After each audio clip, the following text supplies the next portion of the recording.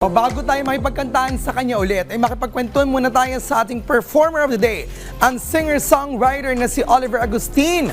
Magandang umaga, Oliver, and welcome dito sa Rise and Shine Pilipinas. Hello po, magandang umaga po. Good morning. Oy, you recently released your song, Layo. So, Yes, po. ano bang problema mo? Ba't mo pinapalayo ang mga magkakarelasyon? The joke lang, kwentuhan mo kami. This song is written by me and my good friend, si Kian. Okay. And this song talks about like yung self-worth mo. So, kailangan pahalagahan natin yung Kung di nare-reciprocate ng pagmamahal. Totoo naman. Ayun. Gets nyo rin po pala. So yun po yung tema hugot ng... ba yan? Galing Sobrang hugot tong song na to. Ito Okay. para sa mga taong nagmahal tapos hindi nabigay yung pagmamahal na gusto nila.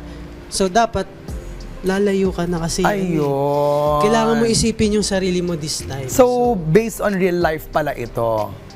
Hindi Actually, hindi. Pero usually when I write song, dapat may touch din ng sarili ko. So, Ayun. hahanap ako ng sitwasyon na mas makaka-relate doon. And minsan, sa sitwasyon ng ibang tao, at dapat tatatak rin yung istorya niya sa akin para maisulat ko talaga. So, sa mga hugot mo, this has been your third song. Meron kang unang dalawang songs Yes po. na sinulat mo simula pandemic. So, ano itong unang dalawang songs mo? Yung unang song ko po is, ang title niya po is Sakana. Okay. Then, yung pangalawa is Nasa Hangin Lang. Ayun. So, parang yun yung transition song dito sa bagoong song na iba naman yung style. Nako, talagang kailangan pakinggan yan at makarelate tayong lahat. May upcoming gigs ka ba or events na gusto mong imbitahan ang ating mga ka-Aries? And also, please invite them to check your songs in your social media accounts. Yes, first of all, once again, ako po si Oliver Agustin. Pwede niyo po kayong follow sa social media accounts ko po. Sa IG, TikTok, and sa Spotify especially, Oliver Agustin. And upcoming gigs, I'll be singing on Mr. and Miss Olivares College Parañaque sa Okay. March 20 tsaka sa March 16. Yes. Ayan. Sige, para sa iyo pa mga ganap mo, ay titignan namin ang iyong social media account. Yes, And once salamat again, thank you so much, Oliver, for being with us this morning. At ngayon, ay mapakinggan na natin siya ulit. Narito mo muli, si Oliver Agustin.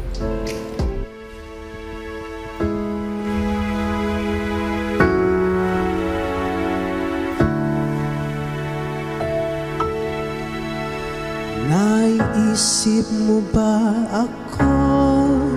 Kasi kung ako ang tatanungin, ang sagot ko'y oo.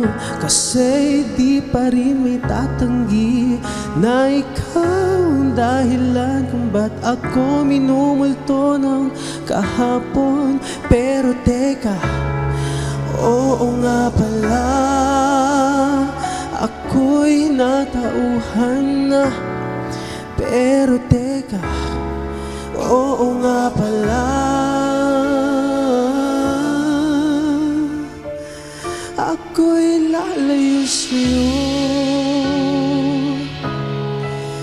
Di nalilingon ang puso na tutunako't lalayo sa'yo.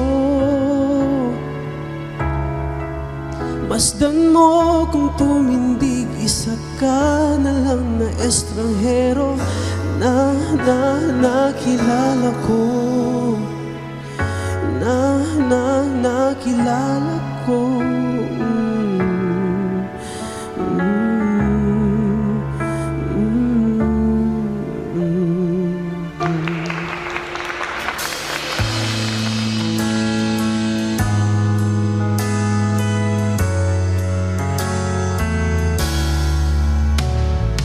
Di na nanaisin pa, di na iisipin pa ang tulad mo, ayoko na sa'yo.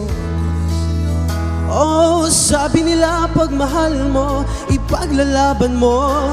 Pero di naman siguro masamang piliin ng ako. Pero teka, oo nga pala, ako'y natauhan na. Pero teka, oo nga pala, ako'y lalayo sa'yo. Di nalilingon ang puso na tutunako't lalayo sa'yo.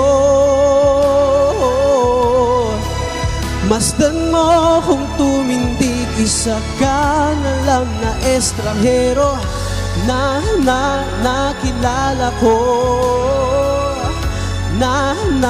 nakilala ko.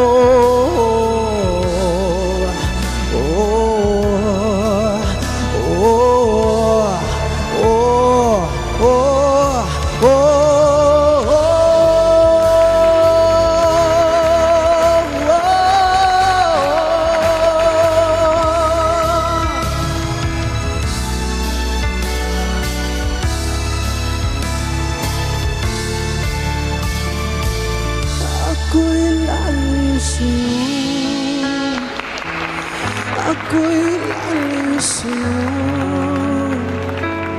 Ako'y lalayo sa'yo. Ako'y lalayo sa'yo. Ako'y lalayo sa'yo. Ako'y lalayo sa'yo.